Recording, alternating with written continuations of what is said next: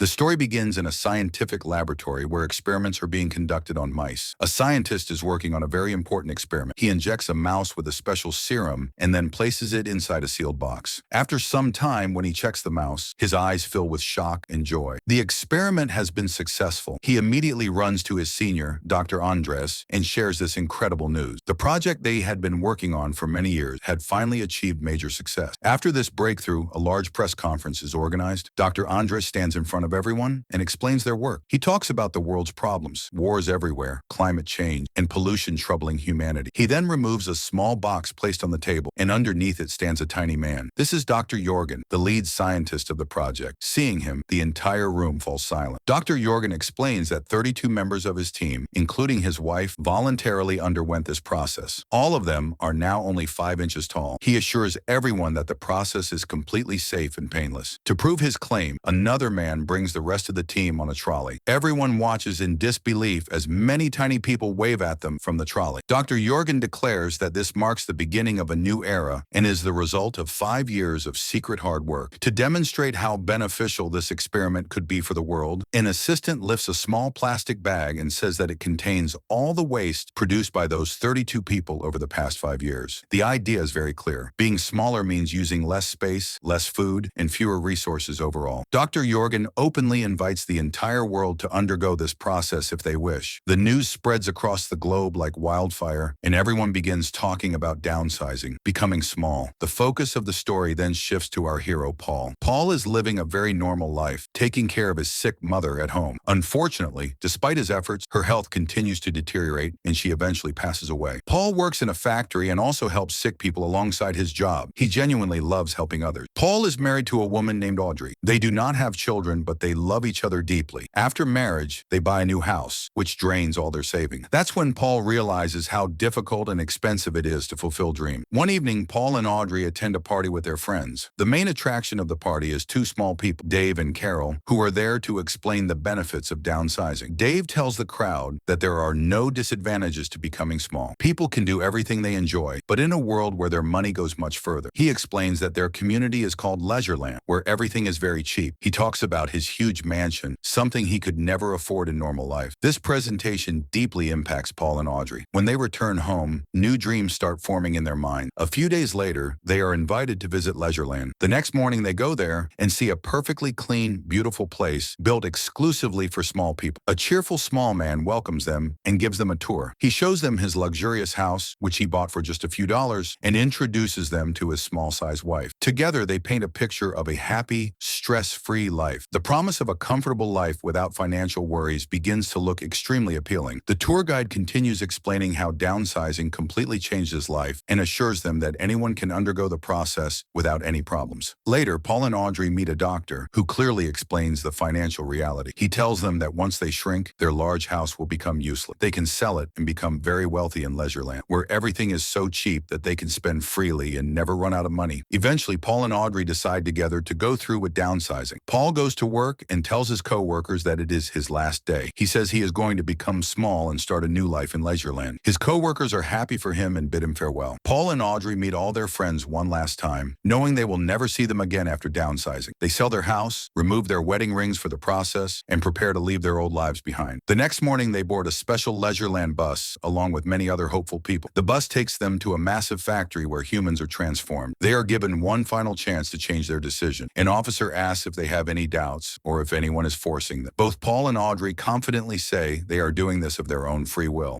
They are informed that men and women undergo the process in separate areas. They hug one last time and promise to meet on the other side. Paul is taken to his section, where many naked men are standing, preparing for downsizing. All body hair is shaved off, and any decayed or damaged teeth are removed. Since this all happens under anesthesia, Paul feels no pain. After losing consciousness, Paul is placed inside a large advanced machine. The process lasts about 20 minutes, and when it is over, Paul is perfectly transformed into a 5-inch tall man. The newly downsized people are then taken to to a recovery area where everything is designed according to their new size. Now the downsize doctors were present with him. Small artificial teeth were fitted in place of the teeth that had been removed. After a long time, Paul finally regained consciousness. He was lying on a small bed. A nurse, who was also small in size, helped him and told him that he was completely fine. The entire process had been successful. She gave Paul some small clothes and also brought him a large biscuit, which from Paul's new perspective looked as big as a sofa cushion. But Paul wasn't worried about himself. His eyes were only searching for his wife, Audrey. At that moment, his phone rang. It was a call from Audrey. Her voice was filled with fear and regret. What she said completely shattered Paul. During the final procedure, she had become extremely scared. When she saw her hair being shaved off, she couldn't bear it anymore. She decided to back out of the process and left the facility, while Paul went through with the entire procedure. Now he was only 5 inches tall. What would he do alone in this small world without his wife? Paul begged her, pleading for her to come back. He said there was no problem. He had already completed the process. Everything would be fine. Hair would grow back. But Audrey had made a firm decision. She clearly said she was too scared and would not return. Saying goodbye one last time, she hung up the phone. Paul was left completely alone. He was permanently 5 inches tall. His heart was completely broken. His dream of a perfect new life shattered before it had even begun. He became deeply depressed. Despite living in a large, luxurious mansion, he felt utterly alone. Soon, his wedding rings were sent to him. Seeing them, now enormous compared to his size, deepened his pain even more. A whole year passed. Paul remained alone. He lived a life of luxury, but had no one to share it. Sometimes he met his friend Dave, who tried to console him, saying there were plenty of women here. Why think so much? You'll find some. One evening, Paul was at home on a date, but everything felt forced and empty. His upstairs neighbor, Duchenne, who loved making noise and throwing parties, suddenly barged in. He invited Paul to one of his big parties. Paul had nothing else to do, so he agreed. The next night, Paul went to Duchenne's lavish party, carrying a big rose as a gift. Duchenne was very happy to see him and said, "Drink freely. Lots of girls will be here. Forget your wife and hook up with someone else." But Paul couldn't form a connection with anyone. He drank all night, danced drunkenly, and eventually passed out. By morning, the party was over. Only Paul and Duchenne lay among the mess in the apartment. The next morning, the cleaning crew arrived. Duchenne was so rich that he outsourced all the work. When Paul woke up with a hangover and a spinning head, his eyes fell on one of the cleaning women. He recognized her immediately. It was Ngoc Lan Tran, Sarah, a famous Vietnamese activist whom Paul had seen in the news a year earlier. The report had shown that an entire downsized village in Vietnam had been destroyed, and she was the only survivor. During that incident, she lost one of her legs and now used a prosthetic leg. Paul approached her, surprised that a woman like her was doing such work. He said he knew her story and mentioned that she used to be a journalist. He asked why she was doing cleaning. Sarah replied directly that she needed to survive, and this job paid just enough to get by. Paul noticed that she was collecting some medicines from Duchenne's apartment and warned her that taking those medicines might not be right. She explained that they were for a sick friend. Duchenne allowed the cleaners to take anything they found useful. Paul, who had helped sick people in his previous life, noticed that Sarah's prosthetic leg was poorly fitted and must be causing her pain. He said he could fix her leg. Sarah was very happy to hear this. She told Paul that he was a good man, and since he had medical knowledge, asked if he could come see her sick friend. Seeing her helplessness and wanting to give his life some meaning again, Paul agreed. He left behind his luxurious life and boarded a bus with Sarah, heading toward a part of Leisureland he had never known existed. The bus took them to a hidden section of Leisureland. On the way, they crossed a massive wall. On the other side, Paul saw a poor settlement. There were no big houses like his, just slum-like homes built inside old shipping containers where poor people like Sarah lived. She took him to her small home inside a container. Inside, another woman was lying on a bed, extremely ill. Sarah told Paul that this was her friend and asked him to treat her. Paul said he wasn't a real doctor, but Sarah insisted that he knew more than she did. Paul suggested giving her some of the medicines Sarah had brought from Duchenne's place. After careful thought, he gave the medicine. Paul again said he would properly adjust Sarah's prosthetic leg, but she suggested doing it after a few days. Paul left, but he couldn't forget Sarah. A few days later, he returned to her home. Sarah had bad news. The sick woman they had treated had died. Fearfully, she said that maybe she had given her too much medicine. But she also said that before dying, the woman had a smile on her face, as if she had finally been freed from pain. Paul then began fixing Sarah's prosthetic leg. As he tightened the loose screws, Sarah started telling her story. She said that in Vietnam, she protested against the government's dam project. Because of that, she was imprisoned. Her sister was jailed with her and couldn't survive the beatings. She died in prison. During all this, Sarah lost her leg in an accident. As Paul was working, the prosthetic leg suddenly broke. Sarah got angry and said, "It was at least working before. Now you've completely ruined it." But Paul didn't give up. He lifted Sarah onto his shoulders and said he would fix his mistake. He promised that he would do cleaning work himself until her leg was repaired. Now Paul began cleaning the house houses of Leisureland's wealthy residents. This work was far below his previous jobs, but Paul didn't mind at all. Helping others once again gave his life meaning. He stayed with Sarah for many days. During this time, Paul saw another side of Sarah. Despite her poverty, she helped elderly and sick people around her, giving them food and other necessities. Her compassion and kindness touched Paul deeply. One day, while Paul and Sarah were cleaning Dushan's apartment together, Dushan saw Paul and burst out laughing. He joked, "You used to be the owner of a mansion, and now you're doing cleaning work. What's going on, brother?" Paul simply replied, "It's a long story, I'll tell you sometime." Dushan understood that whatever it was, his friend looked happy. At that moment, Dushan was talking to another man about a secret mission to Norway that promised a huge amount of money. He invited Paul to come along. When Sarah heard this, she immediately said that if Paul was going, she would go too. Paul warned her that it could be dangerous, but Sarah didn't change her decision. She said going to Norway had always been her dream. Eventually, Paul, Sarah, Dushan, and Dushan's partner boarded a special boat and set off on a long sea journey. During the trip, Paul met the real inventor of the downsizing project, Dr. Jürgen, and his wife Anne, who were also traveling on this mission. Dr. Jürgen revealed a horrifying truth to Paul. He said that enormous amounts of methane gas were being released from melting glaciers, and if this continued, the entire world would be destroyed. He explained that this was the reason he wanted to shrink humans, to reduce environmental damage. If the glaciers hadn't melted, their plan might have worked, but not everyone was willing to downsize, and at this pace, there was no way left to stop the disaster. He told Paul to think of this journey as the last party before the end of the world. All of this was extremely hard for Paul to process. He talked to Sarah, and she too struggled to accept the idea that the world might truly end. That night, the heavy truth and the growing closeness between them brought them together. Paul kissed Sarah, and they spent the night together. After a long journey, the group reached Norway. There, they found a beautiful community of small people living peacefully in harmony with nature. Unlike Leisureland, there were no walls or systems that kept people separated. The community warmly welcomed Dr. Jürgen and his wife. A woman from the community took Paul on a tour and led him to a massive tunnel carved inside a mountain. She explained that this was their last hope for survival. Nearly 2 kilometers beneath the mountain was a huge underground bunker. Inside, a self-sustaining environment had been built where food and water would never run out. A selected group of people would live underground for 8,000 years until the surface world became livable again. All essential supplies had already been stockpiled. They were determined not to let the human race go extinct. Hearing this awakened a new sense of purpose in Paul. He felt that if he went inside the bunker, his life would finally have meaning. Excitedly, he told Sarah that he had decided to enter the bunker, believing he could contribute to saving humanity. But Sarah was heartbroken. She became angry and asked Paul how he could leave her after everything that had happened between them. She asked whether he had just been passing time with her, whether he didn't truly love her. Paul didn't give a direct answer. He stood firm in his decision, saying that he had to go inside, that this was his path. His words completely shattered Sarah, and she broke down crying. Paul also told Dushan about his decision. Dushan said that Paul could still help people while staying outside, but Paul's mind was made up. When it was time to enter the bunker, everyone gathered to watch the sun set together. They knew they would never see the sun again in their lifetime. Paul said goodbye to everyone. His eyes met Sarah's. Without speaking, she begged him to stay, but Paul didn't look back and walked into the dark tunnel. The group began the nearly 2-kilometer-long walk inside. It was pitch dark, and they would have to walk all night. Paul was walking at the very back of the line. With every step forward, his resolve grew weaker. He thought about Sarah, Dushan, and all the relationships he had built. He realized that merely surviving is not living. What was the point of living if the people he loved wouldn't be there? Outside, Sarah and Dushan stood at the entrance of the tunnel, hoping that Paul might return. Suddenly, they saw someone emerge from the darkness. It was Paul. He had changed his decision. Dushan laughed and said, "I knew it. You weren't going anywhere." Paul went straight to Sarah, looked into her eyes, and finally spoke the truth. "I love you too." They decided to leave behind their meaningless, luxury-filled lives and instead live a life dedicated to helping others. If you liked the video, don't forget to like it and subscribe to the channel.